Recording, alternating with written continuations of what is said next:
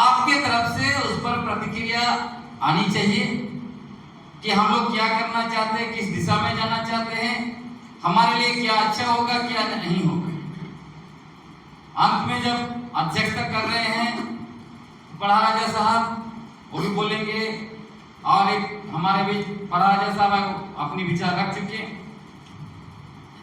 तो इसमें मूल बात जो समझना है वो यह है कि पेशा कानून 1996 जो हमारे लिए पारित किया गया है, इसकी मूल भावना क्या है?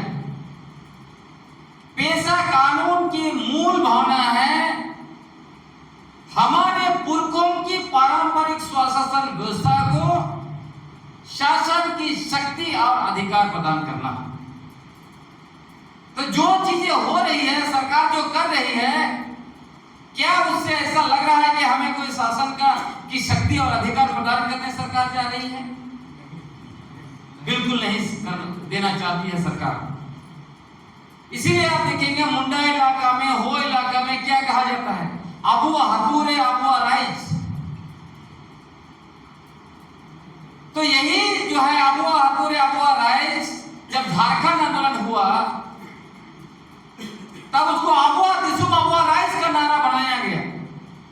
और जिस राज्य में हम लोग हैं, यही अबुआ दिसुम अबुआ राइज के नारे के बदौलत यह राज्य बना।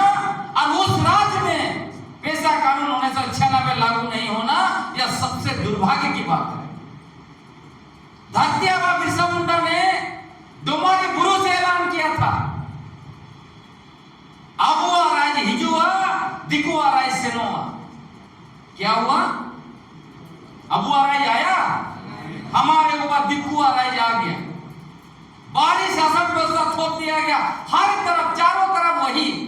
जिस तरह अजय भाई ने कहा, एनजीओ देखो, महाराष्ट्र का, दिल्ली का और कहां का, यहाँ का सारा आईएएस ऑफिसर देखिए कहां से भरा पड़ा है, जिनको कुछ समझ में नहीं आता है या समझना भी नहीं चाहते हैं। कायदे से तो यह होना चाहिए, जब आप अनुसूचित क्षेत्रों में आप आ रहे हैं तो यहाँ की परंपरा, यहाँ की भाषा, यहाँ की संस्कृति, यहाँ की विरासत, रीति रिवाज को जानना चाहिए। वो संवैधानिक व्यवस्था नहीं पढ़ना चाहते हैं, वो हमारे लिए जो कानूनी व्यवस्था है उसको पढ़ना नहीं चाहते हैं। तो कहां आपकी पारंपरिक स्वशासन व्यवस्था, रीति रिवाज और रूढ़ी प्रथा की बात वो करेंगे? तो यह चिंतनीय विषय है। अब ये जो पंचायत राज व्यवस्था है, उसका मूल भावना क्या है? पंचायत राज व्यवस्था का मूल भावना है सिर्फ सत्ता का विकेंद्रीकरण। उसमें हमारे पारंपरिक स्वशासन व्यवस्था से कुछ लेना नहीं देना। और इस व्यवस्था में क्या हो रहा है? सत्ता का विकेंद्रीकरण तो इतना अच्छा से नहीं हुआ, लेकिन भ्रष्टाचार का विकेंद्रीकरण हो गया है ना। सांसद, विधायक से लेकर निचले तबके तक एक वार्ड सदस्य भी जो है वो परसेंटेज खा रहा है। यह है उनका शासन व्यवस्था। हम आदिवासियों की पारंपरिक स्वशासन व्यवस्था में आप एक उदाहरण दिखा दीजिए जहां कोई रत्ती भर का कोई भ्रष्टाचार कर रहा है, रत्ती भर का किसी ने बेईमानी किया है। और यही भ्रष्ट व्यवस्था को आप हमारे ऊपर जो है कि थोपना चाहते हैं। कैसे चल सकता है? अब हम लोग कहते हैं, जैसे अजय भाई भाषण दिए तो आप में से कई लोग कह सकते हैं खुद तो जिला परिषद है, खुद भी खा रहे होंगे और यहां बकवास कर रहे हैं। लेकिन ये उनकी गलती नहीं है। आप उसी व्यवस्था में घुसेगा तो आपको भी वही करना पड़ेगा। हम लोग सिमडेगा में प्रोग्राम किए, एक मुखिया के प्रतिनिधि आए थे।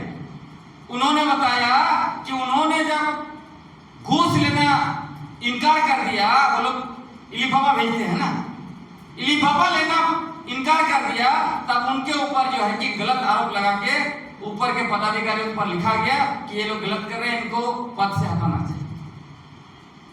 तब उन्होंने कहा चलो जैसे चल रहा है चलने दे, तब सब कुछ ठीक हो गया। ये है व्यवस्था। तो अगर हमारा आदमी भी वहां घुस के भ्रष्ट हो रहा है तो उनकी गलती नहीं है, वो व्यवस्था ही भ्रष्टाचार वाला व्यवस्था है। और हमारा जो पारंपरिक व्यवस्था जो हमारे पुरखों ने दिया, उसमें कहीं भी भ्रष्टाचार की कोई गुंजाइश ही नहीं है, क्योंकि ईमानदारी हमारा आदिवासियत में इनबिल्ट है। ये आपको समझना पड़ेगा। थोड़ा इसको हम थे, न सिर्फ हमारे देश में, पूरी दुनिया के बारे में भी हमें समझ रखनी चाहिए। दुनिया के 195 देशों में से 90 देशों में आदिवासी रहते हैं। सारे 90 देशों के आदिवासियों की बात आप करेंगे, पारंपरिक स्वशासन व्यवस्था को आप देखेंगे तो आपको पता चलेगा कमोबेश सभी एक ही तरह के। और इसी पारंपरिक व्यवस्था के बदौलत उपनिवेशी शासकों को हमारे पूर्वजों ने पूरी दुनिया में चुनौती दी। और जब पूंजीपति हमारी जमीन, इलाका और प्राकृतिक संसाधनों को लूटने के लिए आया, विकास के नाम पर, राष्ट्रवाद के नाम पर, आर्थिक तरक्की के नाम पर, जनहित के नाम पर, राष्ट्रहित के नाम पर, तो यही पारंपरिक स्वशासन व्यवस्था के बदौलत उनको चुनौती दिया गया। आप कहीं भी चले जाइए, मलेशिया जाइए, थाईलैंड जाइए, या फिर जो है कि अफ्रीका जाइए, कहीं भी चले जाइए, हमारे यहाँ भी वही है। और जब बाहरी तख्ते अलग अलग तरीके से लोग आए, उसको भी इसी पारंपरिक व्यवस्था के बदौलत पूरी दुनिया में आज भी चुनौती दी जा रही है। अब हमारे देश में अगर आप देखिएगा, या इसमें और एक बात भी जोड़ना मैं चाहता हूं, संयुक्त राष्ट्र इसी पारंपरिक स्वशासन व्यवस्था के बदौलत पूरी दुनिया में, पूरे दुनिया के आदिवासियों ने मिलकर संयुक्त राष्ट्र को कहा कि आपको हमें अलग पहचान देना पड़ेगा। हमारी अलग परंपरा, हमारा रीति रिवाज, हमारी भाषा, हमारी पहचान, सारे चीजों को जो है कि आपको अलग जो है कि रिकॉग्नाइज करना पड़ेगा। जब यूएन ने इसको माना और तय किया कि चलिए पहचान किया जाए आदिवासियों की, कैसे पहचान होगी, उसमें एक बड़ा आधार इसको पारंपरिक स्वशासन व्यवस्था को रखा। आपका डीएनए तो है ही है, लेकिन जहां जहां उन्होंने देखा कि इतना ज्यादा हमला होने के बाद थोड़ा या बहुत किसी भी स्तर पर आदिवासियों की पारंपरिक स्वशासन व्यवस्था बची हुई है, वही लोग इंडिजिनस पीपल। कितना बड़ा ताकत है आपके पारंपरिक स्वशासन व्यवस्था में, इसको आपको समझिए। हमारे देश में, भारत में 700 से ज्यादा आदिवासी समुदाय रहते हैं। हमारे इलाके में खड़िया, मुंडा, हो, संताल, इसी तरह का सभी का भी अगर आप कंपेयर करेंगे तब भी पारंपरिक स्वशासन व्यवस्था उसी तरह की है, कमोबेश एक ही है। और जब आप चुनौती की बात करेंगे तो 1764 में जब ईस्ट इंडिया कंपनी मुगल लोगों को हरा दिया, 65 से दीवानी अधिकार दिया, और 69 से जब हमारे इलाके में वो लोग घुसने लगे टैक्स लेने के लिए, तो हमारे पूर्वजों ने फिर से यही पारंपरिक स्वशासन व्यवस्था के बदौलत जो है कि ब्रिटिश हुकूमत को चुनौती देते हुए कहा कि ये जमीन हमारे पूर्वजों ने दिया है, ये इलाके हमारे हैं, ये जंगल हमारा है, तुम्हारा शासन यहाँ नहीं चलेगा, तुमको हम टैक्स नहीं देंगे। जब उन्होंने जमींदारी प्रथा लाया, 1793 में जमींदारी, ये जो अस्थायी बंदोबस्ती कानून लाकर हमारे ऊपर जमींदारी प्रथा लाद दिया गया, और कहा 3 साल के अंदर टैक्स नहीं दे पाएंगे तो आपका छीन लिया जाए। जब टैक्स लोग नहीं दे पाते थे तो सिंगराय बिंद्राय मान की उनका गारा गांव को छीन के वहां पर जो एक पंजाबी जमींदार को बैठा दिया। तब सिंगराय बिंद्राय मानकी के नेतृत्व में कोल विद्रोह हुआ, जहां पे संता, मुंडा लोग, हो लोग, उराव लोग मिलकर लड़े 1831-32। फिर 1855 में देखिए 60,000 संताल एकजुट होके ब्रिटिश हुकूमत को ऐलान कर दिया, चुनौती दे दिया, ये इलाके हमारे हैं, यहां तुम्हारा शासन नहीं चलेगा। ये किसके बदौलत हुआ था? यही पारंपरिक स्वशासन व्यवस्था के बदौलत हुआ। और ब्रिटिश हुकूमत ने सबसे पहले शेड्यूल्ड डिस्ट्रिक्ट एक्ट 1874 बनाया। क्यों बनाया? क्या उसका जो है कि बनाने का आधार जनसंख्या था? नहीं, सिर्फ और सिर्फ हम आदिवासियों का पारंपरिक स्वशासन व्यवस्था, जिसके द्वारा हमारे पूर्वजों ने ऐलान किया था यहाँ तुम्हारा शासन नहीं चलेगा। ब्रिटिश हुकूमत को लगा इन पर हम शासन नहीं कर पाएंगे, इसलिए इनके लिए अलग व्यवस्था होनी चाहिए। और जो पहली बार 1899 में गवर्नमेंट ऑफ इंडिया एक्ट बनाया, तब हमारे इलाकों को अलग रखा। जब दूसरी बार 1919 में फिर से गवर्नमेंट ऑफ इंडिया एक्ट बनाया, वहां में हमारे इलाकों को अलग रखा। और जब तीसरी और आखिरी बार 1935 में भारत सरकार अधिनियम गवर्नमेंट ऑफ इंडिया एक्ट बनाया, तब हमारे लिए क्या रखा? इस कानून का धारा 91-92 देखिए, गूगल में उपलब्ध है। उसमें एक्सक्लूडेड एरिया और पार्शियली एक्सक्लूडेड एरिया रखा, वर्जित क्षेत्र, आंशिक वर्जित क्षेत्र, और उस पर शासन कैसे होगा उसका व्यवस्था दिया वहां पर। और जब संविधान बना, उसी को 5वीं और 6वीं अनुसूची में डाला गया। और जब पंचायत व्यवस्था इस देश में आया, 73rd अमेंडमेंट 1992 में, तब भी संविधान के अनुच्छेद 243(m)(1) में क्या लिखा गया? यह व्यवस्था अनुसूचित क्षेत्र में लागू नहीं होगा। जबकि इसको 7वीं अनुसूची में लिखा कि पंचायत और नगर पालिका और स्थानीय स्वशासन व्यवस्था का कानून बनाने का अधिकार किसको होगा? राज्य सरकार को होगा। लेकिन अनुसूचित क्षेत्र के लिए नहीं। जो जेपीआरए का समर्थक है वही बोलते हैं 7वीं अनुसूची में राज्य सरकार का अधिकार, इसलिए कानून बना सकता है। नहीं, ये 73rd अमेंडमेंट में आया तो कैसे कानून बना सकता है? और सुरेश साहब आपको बहुत विस्तार से बता दिए, बड़े दूसरे रेफरेंस देखे, लेकिन मैं काम इसलिए आपको बता रहा था कि आप साधारण भाषा में समझ पाएंगे। तो सवाल उठता है, फिर किन लोगों ने हमारे ऊपर पंचायत व्यवस्था थोपा है? जब ब्रिटिश हुकूमत ने नहीं थोपा, जब भारत आजाद हुआ उसके बाद भी उन्होंने नहीं थोपा, जब पंचायत व्यवस्था संविधान में लाया तब भी नहीं थोपा। किसने थोपा भाई? जब पंचायत व्यवस्था 1992 में आया और 1993 में बिहार सरकार ने पंचायत कानून बना दिया और अनुसूचित क्षेत्र में भी चुनाव का ऐलान कर दिया, तब डॉक्टर वसुदेव बेसरा और एन.एस. मुर्मू, ये 2 वकील हमारे समाज से थे, बड़े विद्वान थे, अभी दुनिया में नहीं है। उन्होंने पटना हाईकोर्ट में चुनाव दे दिया, वही अनुच्छेद 243(m)(1) के तहत। उन्होंने वहां पे कहा कि पंचायत चुनाव आदिवासी क्षेत्र में नहीं हो सकता इस कानून के तहत, बिहार पंचायत एक्ट के तहत। पटना हाईकोर्ट ने उसको रोक लगा दिया। फिर क्या हुआ? उन दिनों जिनको हम लोग, हमारे बाप लोग वोट दे दे के संसद में भेजे थे, पार्लियामेंट में भेजे थे, उन्होंने सरकार से मांग किया, आपके आदिवासी नेताओं ने सरकार से मांग किया, याद रखिएगा। दिक्कू लोग डरे होते हमारे पारंपरिक व्यवस्था से, उनको लगा ये लोग स्वीकार नहीं करेंगे, इनके ऊपर पंचायत व्यवस्था थोपी नहीं जा सकती है। लेकिन आपके आदिवासी गद्दार आदिवासी नेता, उन्होंने उस समय सरकार से मांग किया, पार्लियामेंट में आवाज उठाया, कहा जिस तरह गैर अनुसूचित क्षेत्र में पंचायत चुनाव हुआ है, हमारे यहाँ भी पंचायत चुनाव होनी चाहिए। उन्होंने पारंपरिक स्वशासन व्यवस्था पर जो है कि तलवार चलाने का काम किया है।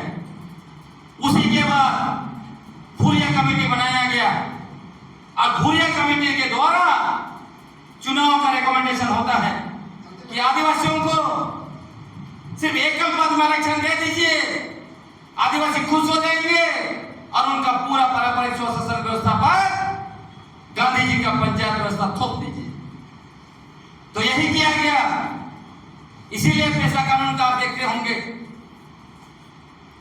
पेशा कानून में धारा 4G में आरक्षण की व्यवस्था किया गया है, एकल पद, कि आप जो है कि मुखिया बनिए, आप जो है कि प्रमुख बनिए, आप जो है कि जिला परिषद अध्यक्ष बनिए, आप खुश रहिए।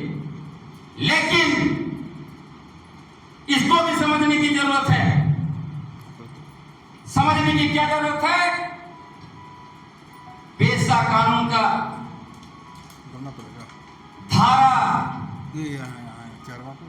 3 में स्पष्ट लिखा हुआ है कि धारा 4 को लागू करते समय अपवादों और उपंतरणों का ख्याल रखना है। अपवाद क्या है? हमारा शासन व्यवस्था उनसे अलग है, ये अपवाद है। और इसीलिए इनको हमारे लिए अलग व्यवस्था करना था। अब इसमें इन लोगों ने क्या कर दिया है? इन्होंने कर दिया बाहरी लोगों का व्यवस्था थोप दिया। अब झारखंड बनने के बाद क्या होना चाहिए था? झारखंड बनने के बाद होना चाहिए था पेशा कानून का नियमावली बनाइए। चूंकि केंद्र सरकार ने राज्य सरकारों को 1 साल का समय दिया था। जब 24 दिसंबर 1996 को पेशा कानून पार्लियामेंट में पास हो गया, उसके बाद राज्य सरकारों को 1 साल का समय दिया गया था। आप अपने स्थानीय स्तर पर एक सेक्शन और मॉडिफिकेशन के आधार पर कानून बना लीजिए। अगर आप कानून नहीं बनाते हैं तो पेशा कानून स्वतः लागू हो जाए। कानून लागू है, हम लोग प्रैक्टिस नहीं कर रहे हैं। हम लोगों ने नियमावली तो नहीं बनाया, लेकिन कानून लागू है। जैसे संविधान का कोई नियमावली है? संविधान लागू है कि नहीं है? तो पेशा कानून 24 दिसंबर 1997 से लागू है। समस्या यह है कि हम अपनी शक्ति का उपयोग नहीं कर पा रहे हैं। ग्राम सभा हमें बनाना चाहिए हर जगह पर, यह हमने नहीं किया, इसीलिए जीपीआर थोप दिया। आप सोचिए कि झारखंड जो राज्य अबुआ दिसुम अबुआ राज्य के नारा के बदौलत बना, वहां पेशा कानून लागू नहीं है। और यहां पर असंवैधानिक तरीके से झारखंड पंचायत राज अधिनियम 2001 और नगर पालिका अधिनियम 2011 लागू है। तो इसके जिम्मेवार कौन है? विगत 24 वर्षों से झारखंड में जिनको हमने मुख्यमंत्री बनाया, जिन आदिवासी नेताओं को हमने मंत्री बनाया, जिन आदिवासी नेताओं को हमने विधायक बनाया, वो क्यों चुप थे? आप भी वो क्यों चुप हैं? इसका मतलब कहीं ना कहीं ठीक उसी तरह से जिस तरह से पार्लियामेंट में हमारे आदिवासी नेताओं ने चुनाव थोपने का मांग किया, उसी तरह ये लोग भी उसी दिशा में जा रहे हैं। यही लोग उसके जिम्मेवार हैं। और आपको मैं बताना चाहता हूं, नाम लेके कहना चाहता हूं, क्योंकि पब्लिक डोमेन में है। शाखा मुर्मू खुद को बोलते हैं कि हमसे बेहतर सीएम कोई नहीं हो सकता है। वो क्या कहते हैं कि आदिवासी का परंपरा व्यवस्था जो है वो सबसे खराब है। ये लोग जो है कि हरिया दारू पी के पड़े रहते हैं, इसमें कोई क्वालिटी नहीं है। यही क्या कि इन्होंने अभियान चलाया हम लोग के खिलाफ में, हमारे पारंपरिक व्यवस्था के खिलाफ में। दूसरे बड़े आदिवासी नेता है मनोज की क्या बोलते हैं, हमने सब जो है कि रैली और सभा की ये पेशा कानून को लागू करने की, और क्या बोलते हैं, हमने पेशा कानून के तहत पंचायत चुनाव कराए। मतलब उनका पेशा कानून मतलब पंचायत चुनाव। तो ये समझदारी है हमारे नेताओं की। तो जिनको हम लोग वोट देते हैं, ये लोग हम आदिवासियों की, हमारे पुरखों की पारंपरिक स्वशासन व्यवस्था को नहीं मानते। ये लोग दिकुओं का पंचायत व्यवस्था हमारे ऊपर थोपना चाहते हैं, और इन्होंने थोपवाया है। यही लोग उसके जिम्मेवार हैं, याद रखिएगा। और मैं आपको बताना चाहता हूं, यह लड़ाई हमारे अस्तित्व के लिए आखिरी लड़ाई है। इस बार अगर जीपीआरए झारखंड पंचायत राज अधिनियम जो असंवैधानिक तरीके से हमारे ऊपर थोपा गया है लागू हो गया, मित्रों याद रखिएगा हमारा अस्तित्व मट्टीमेट हो जाएगा। हमारी पारंपरिक स्वशासन व्यवस्था को हम नहीं बचा पाए तो हमारा समाज नहीं बचेगा। क्या दिक्कू व्यवस्था से आप कर लेंगे? यही चिंतनीय विषय है।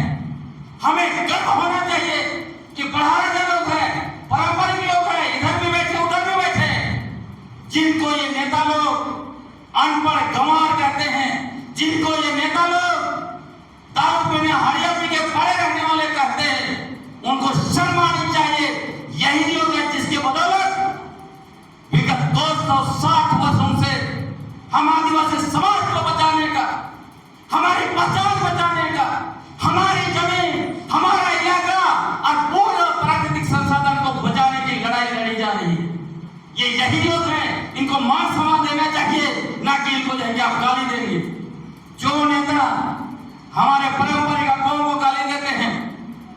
उन लोगों को वोट देना बंद करना पड़ेगा साथियों।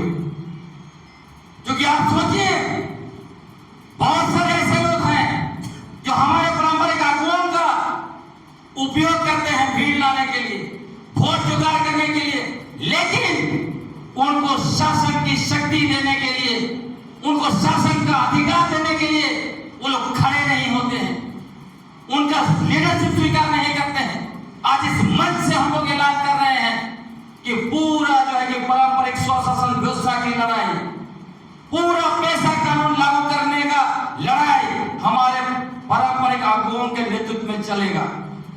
क्या बोलते हैं? तो ये जब तक आप अपने पारंपरिक नेतृत्व को स्वीकार नहीं करेंगे, उनको मान सम्मान नहीं देंगे, आपका आदिवासी समाज कभी नहीं बच सकता, याद रखिएगा। इसीलिए हम सारे लोगों को मिलकर जाए, उनको मान सम्मान देना पड़ेगा। आप सोचिए कैसे असंवैधानिक तरीके से चीजें थोपी जा रही है हमारे ऊपर। स्पष्ट है, संविधान का अनुच्छेद 243(1) कहता है कि पंचायत को अनुसूचित क्षेत्रों में उसके प्रोविजंस को विस्तार करने का कानून से संसद बना सकता है। आर्टिकल 243(4)(b) (4)(1) के द्वारा उसको रोक लगाया। जब रोक लगाया हुआ है तो किस आधार पर जो है झारखंड विधानसभा ने झारखंड पंचायत राज अधिनियम बना के अनुसूचित क्षेत्र में थोप दिया? दूसरा, अनुसूचित क्षेत्र में यहां का प्रशासन और नियंत्रण संविधान की 5वीं अनुसूची अनुच्छेद 244(1) और 5वीं अनुसूची के तहत होना। क्या हो रहा है यहां पर? समान व्यवस्था के तहत हो रहा है। जबकि 21 जुलाई 2021 को मुख्य सचिव ने माननीय झारखंड हाईकोर्ट में एफिडेविट दायर करते हुए लिखा कि मुख्यमंत्री सहित मंत्री परिषद का अनुसूचित क्षेत्र में कोई अधिकार नहीं है, यह इलाका हमारा शासन व्यवस्था के बाहर है। वो यह भी लिखते हैं कि यहां पर गैर कानूनी तरीके से प्रशासनिक व्यवस्था चलाया जा रहा है, सरकार चला रही है। कौन यहां चलाएगा?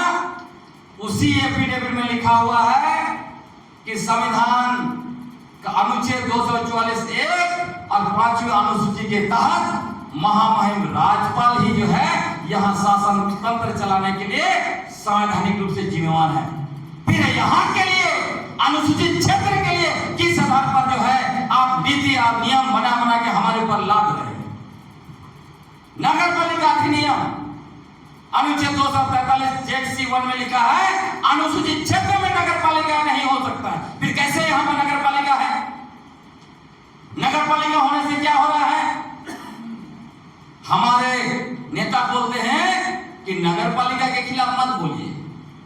बताइए, जो असंवैधानिक तरीके से जिसको लागू किया गया और हम उसके खिलाफ ना बोले, क्या हो रहा है?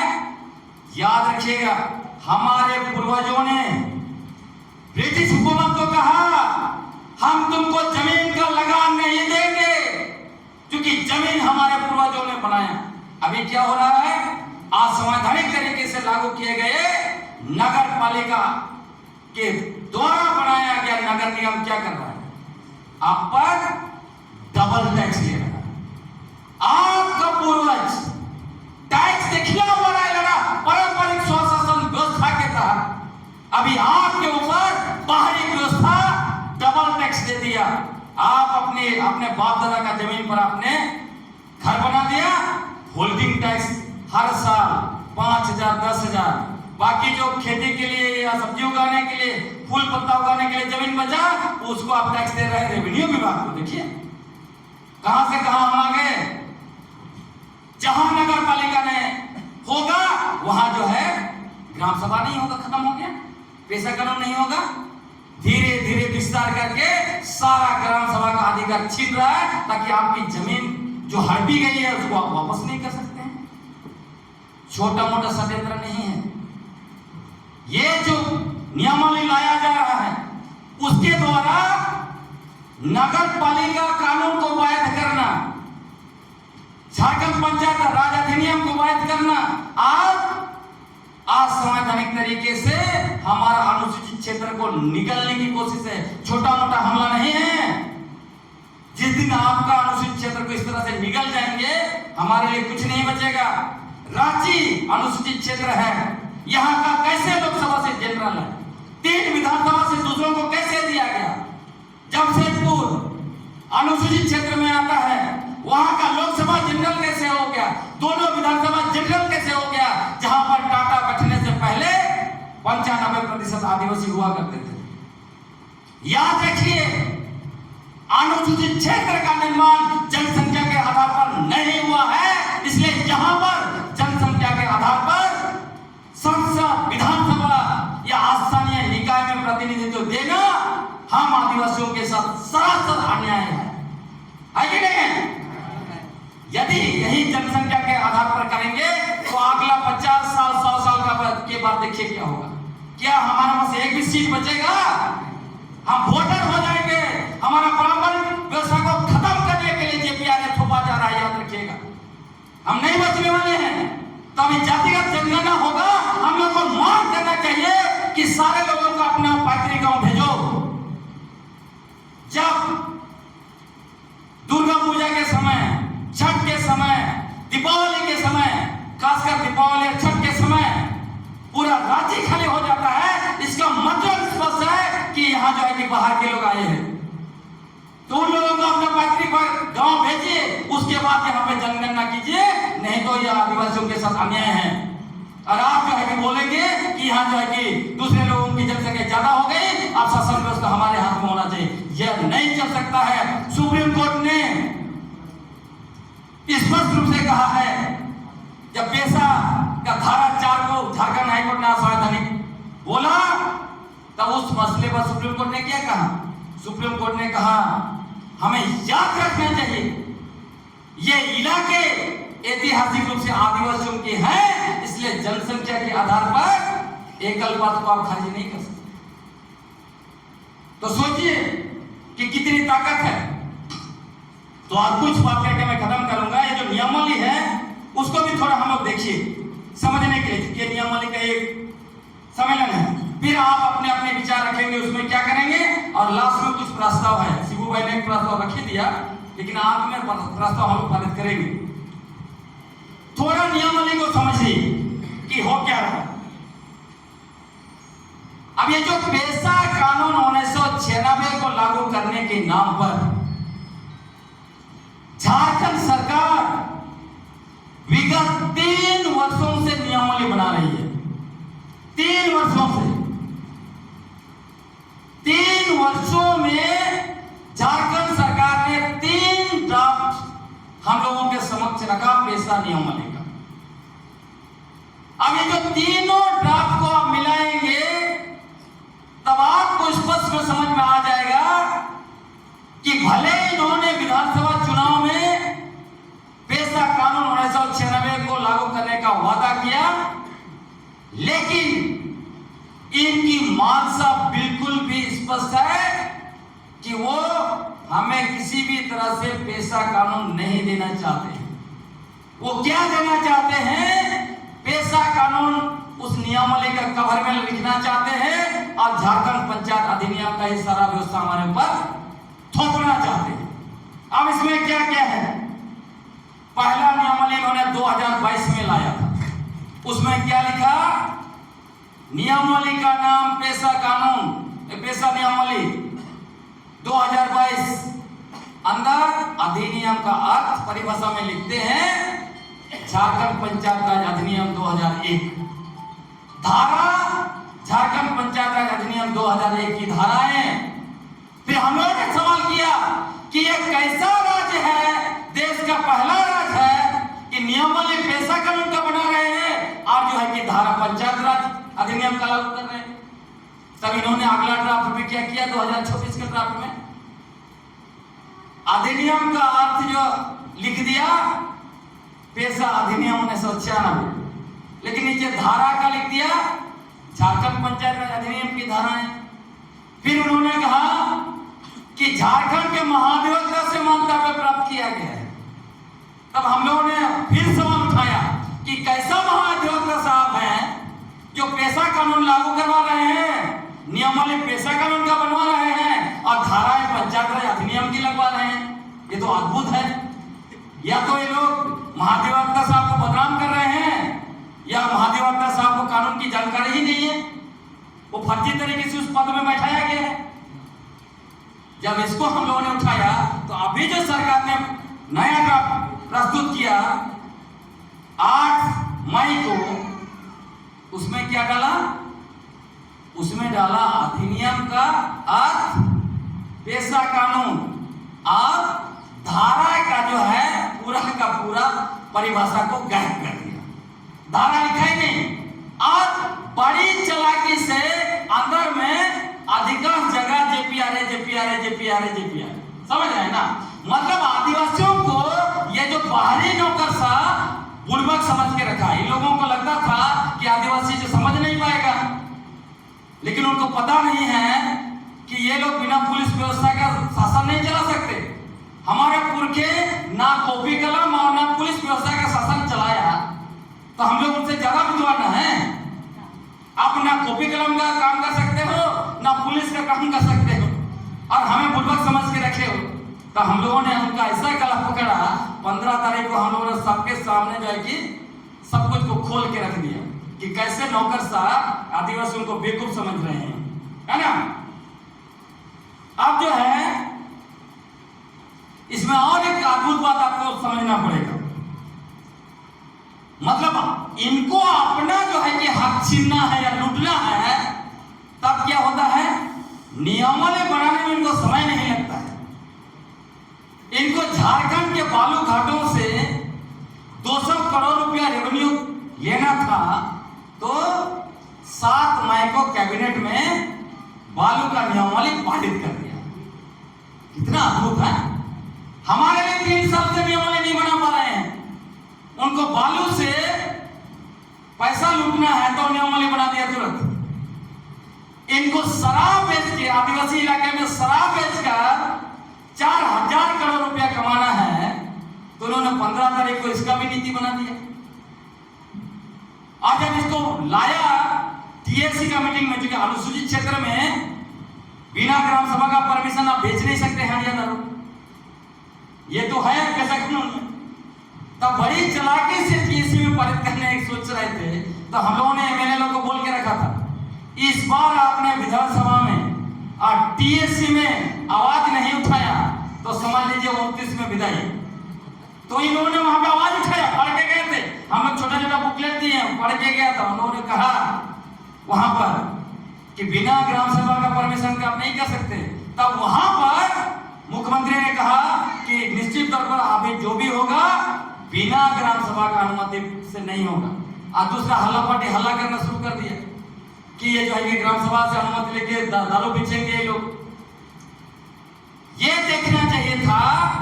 सोचिए कि जब बालू को लेकर नियमावली बनाया तब ग्राम सभा की बातें उन्होंने नहीं की। जब शराब की नियमावली बना, नीति बना दिया, तब भी बात नहीं किया। और कब से आ रहा शराब की नीति? रघुवर दास के समय से आ रहा है। उस समय में उन्होंने ग्राम सभा को नहीं पूछा। भाजपा वाले अभी हल्ला कर रहे हैं, शराब नीति बनाया और दन दन अनुसूचित क्षेत्र में बेच रहे कि नहीं बेच रहे? खूंटी में शराब दुकान नहीं है, सिमडेगा में नहीं है, तो ये भाजपा वाले हल्ला पार्टी कहां था तब? अभी हल्ला कर रहे हैं। फिर उसी को 22 में भी इन्होंने लाया, 25 में भी लाया, तब भी हल्ला पार्टी नहीं। जब मुख्यमंत्री ने ग्राम सभा की सर्वोच्चता को स्वीकार कर लिया तब हल्ला पार्टी बोल रहे, अरे ग्राम सभा को कैसे ये हो। हमारा स्पष्ट मत है और आपको ताली खुद के लिए भी बजाना चाहिए। हम और आप लोगों के बदौलत झारखंड के इतिहास में विगत 24 वर्षों के अंदर, विगत 24 वर्ष तक ग्राम सभा की कोई बात नहीं होती थी सरकार के अंदर में।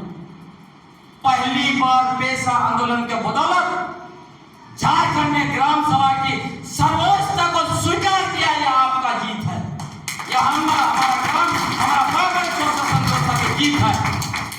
अब इस जीत को उसी जज्बे के साथ आगे हम लोग को लड़ाई लड़ना होगा। और सरकार को हम लोग स्पष्ट बता देना चाहते हैं यह मुगलते में मत रहिए कि ग्राम सभा से पूछ के हम दारू बेच लेंगे। अनुसूचित क्षेत्र में किसी तरह का दारू शराब किसी तरह का नशा नहीं बिकेगा। क्या बोलते सही है ना? अनुसूचित क्षेत्र में हम लोग सारा हरिया बाजार को ग्राम सभा के द्वारा बंद कराएंगे, है ना? हरिया कहां तक रहेगा? सिर्फ नेक और दस्तूर तक होना चाहिए। इस पर भी आप लोग विचार दीजिएगा। हमारे पुरखे क्या करते थे? शादी में, पूजा पाठ में, पर्व त्योहार में एक एक दोना पीते थे। पुरखों के लिए थोड़ा सा छोड़ दिया और जो है कि भगवान को थोड़ा सा चढ़ा दिया। ये होता था ना? इसको हम लोग छोड़ के हरिया बाजार बना दिया। ग्राम सभा को अधिकार है पैसा कानून के तहत नियमावली का इंतजार मत कीजिए, शुरू कर दीजिए। अनुसूचित क्षेत्र में बाजार आपके बगैर नहीं चल सकता है, आपको बाजार को चलाना है। तो जब बाजार आप चलाएंगे, पारंपरिक ग्राम सभा चलाएगा, कोई हरिया बेच सकता है वहां पर? आपको यहां तक नियंत्रण करना, शादी विवाह में कोई ये नहीं बोल सकता है मैं बहुत बड़ा अफसर हूं, सबको शराब इसमें डुबा दूंगा। नहीं, ग्राम सभा जितना अनुमति दे उतना ही आप कर सकते शादी विवाह में। ये ग्राम सभा के पास अधिकार है। तो सरकार को हम लोग बताना चाहते हैं, शराब बेचने का सपना मत देखो। हम लोग हरिया बाजार को भी बंद कर रखने वाले हैं। हमारा जो पुरखा ने किया वही हम लोग करेंगे। और मैं ये भी कहना चाहता हूँ, आप लोगों में जैसे किसी को बुरा लग सकता है, लेकिन साथियों ये हरिया दारू शराब आप नहीं पी रहे हैं, समाज को आप पी रहे हैं। आप हरिया दारू पीकर समाज को पी रहे हैं। अभी देखिए कहीं कहीं देखिएगा शादी ब्याह में लोगों को मीट गोश्त भात जितना नाटने तक खिला दो, गला पूरा, फिर भी लाल नहीं मिला तो बोले शादी बेकार है। और जाके जाके महिलाओं को हम लोग पीटिएगा तो दोनों पीटिए, दोनों एक दूसरे को पीटिए। कहने का आप सोचिए, जयपाल सिंह मुंडा 1928 में ओलंपिक खेला, इंडियन टीम का कैप्टन था। आज हमारे आदिवासी वहां क्यों नहीं? यही चिंतन करने के लिए आपको बोल रहा हूं। अब मूल चीज यहां पर आते हैं जिस पर मैं बात कर रहा था। कहने का मतलब यही बोल रहा था कि जो चीज सरकार को लूटना है उसके लिए नियमावली बनाने में उनको कोई समय नहीं लगता है। हमें अधिकार देने के लिए इनको 3 साल लग गया। इसका मतलब स्पष्ट है, ये देना नहीं चाहते।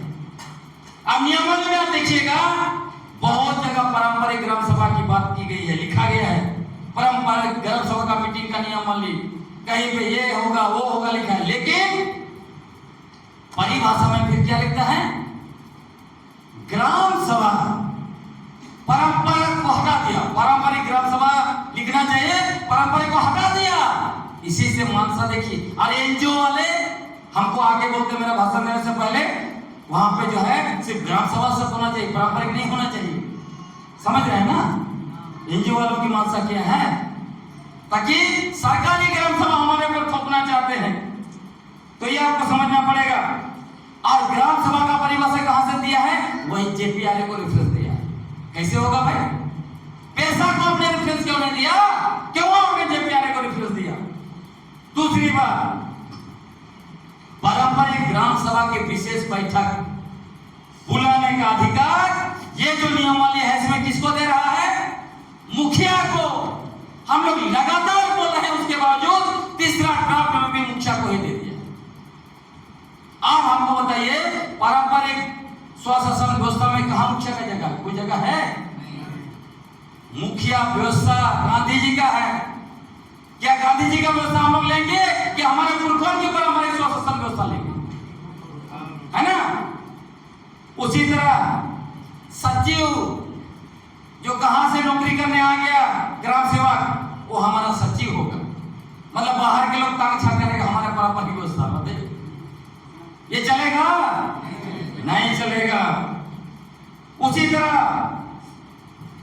हमारे पुरखों की पारंपरिक स्वशासन व्यवस्था में विधायिका भी है, कार्यपालिका भी है और न्यायपालिका भी है।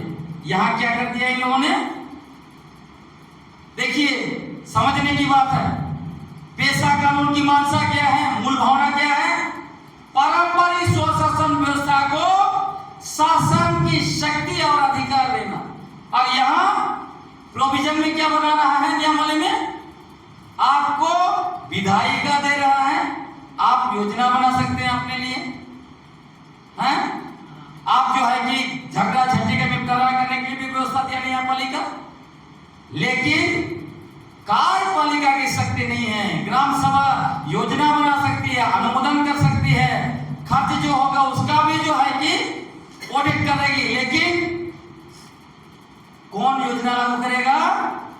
पंचायत समिति। मतलब आपको खोखला व्यवस्था दे दे रहा है, मतलब बिना कार्यपालिका शक्ति का कैसे शासन व्यवस्था चलेगा?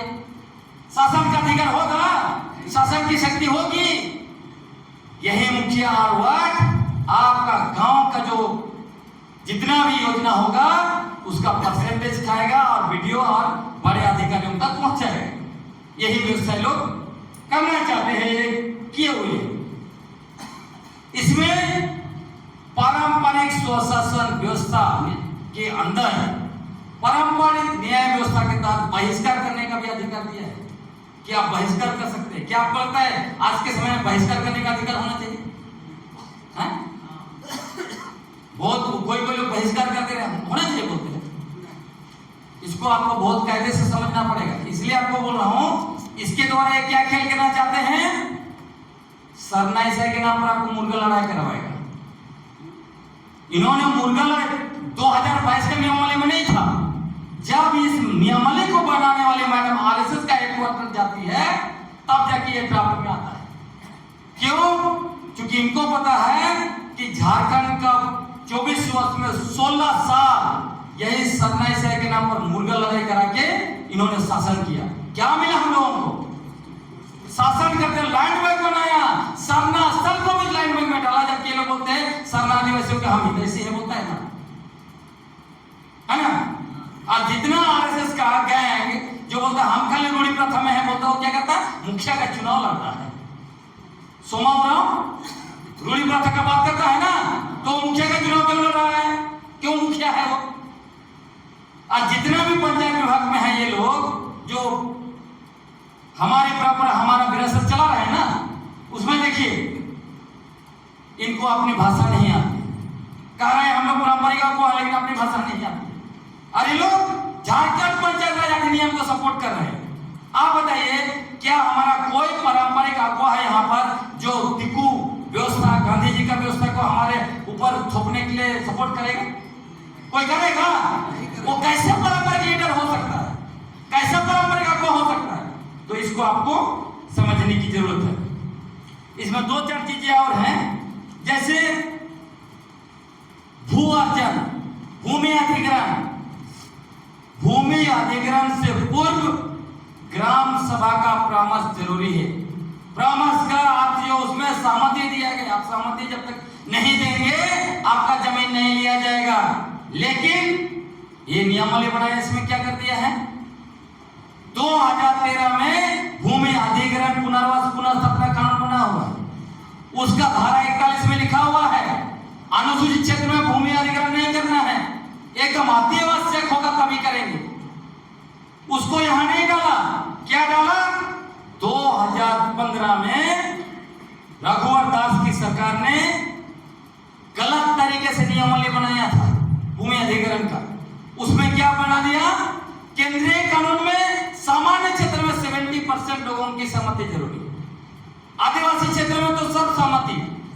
लेकिन यहां इन्होंने क्या कितना कर दिया? 33%।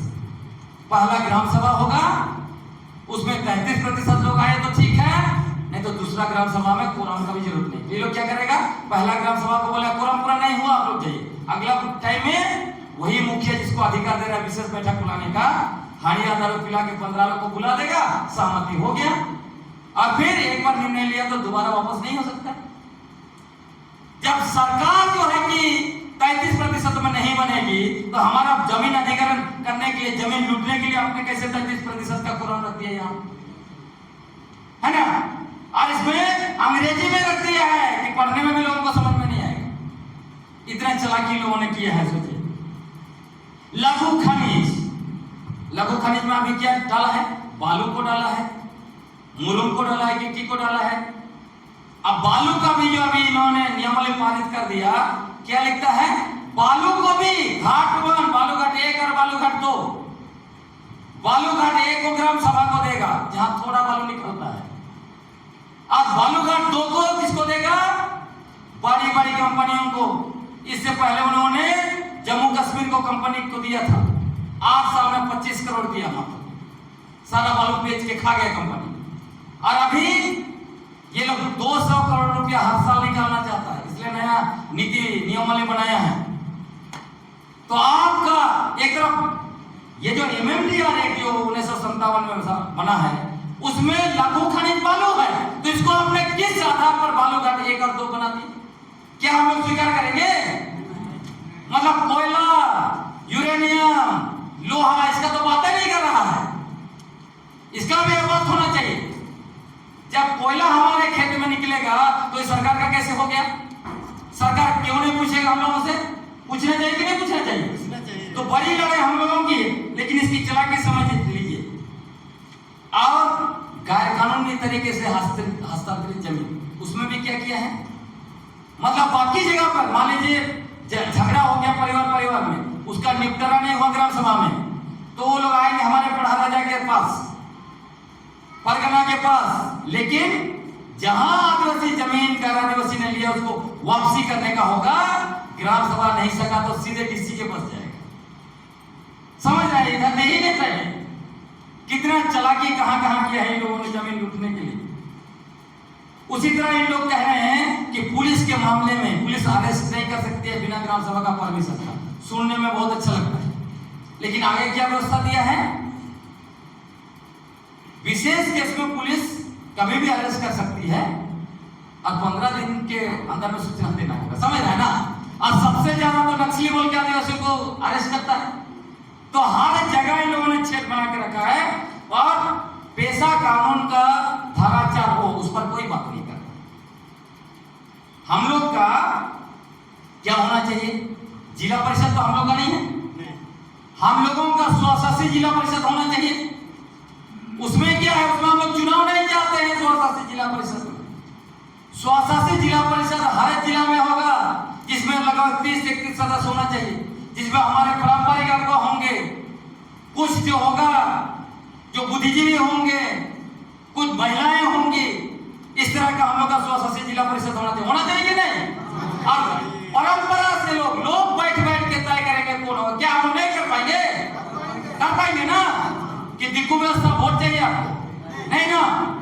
MP और MLA का वोट होने दीजिए, लेकिन नीचे नहीं होना चाहिए। क्या बोलते हैं? सही है ना?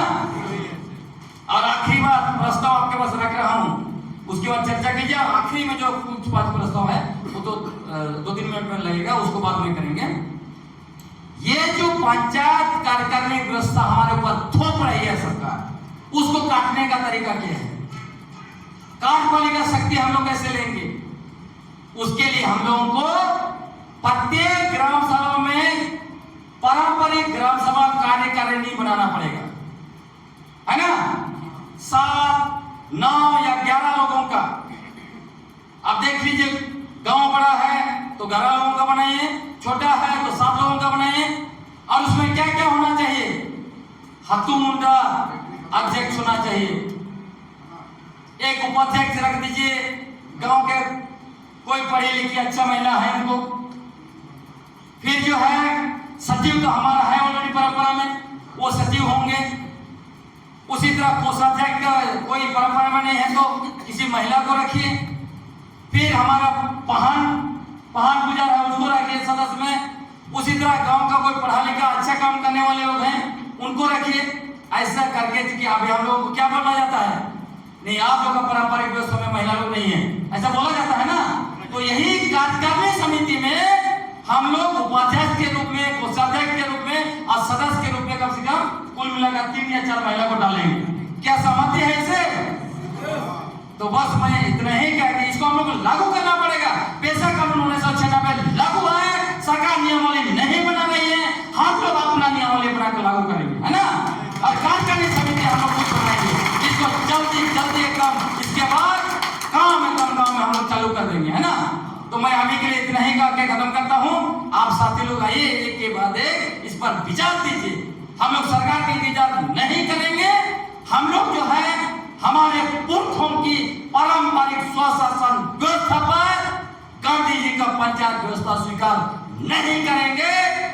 पेशा कानून का धारा 3 में जो एक्सेप्शन और मॉडिफिकेशन है उसका उपयोग करते हुए धारा 4 के अंदर में जो चुनाव व्यवस्था है, धारा 4 के अंदर में पंचायत कार्यकारिणी समिति है, उसको हटा के पारंपरिक ग्राम सभाओं का कार्यकारिणी समिति बनाइए। और पेशा कानून की जो मूल मांशा है कि आदिवासियों की पारंपरिक स्वशासन व्यवस्था को कार्यपालिका की शक्ति, शासन करने की शक्ति और अधिकार देना है, उसको दीजिए। इसके बगैर हम लोग स्वीकार नहीं करेंगे। झारखंड के अनुसूचित क्षेत्रों में जेपीआरए और नगर पालिका अधिनियम 2011 नहीं चलेगा। बहुत बहुत धन्यवाद।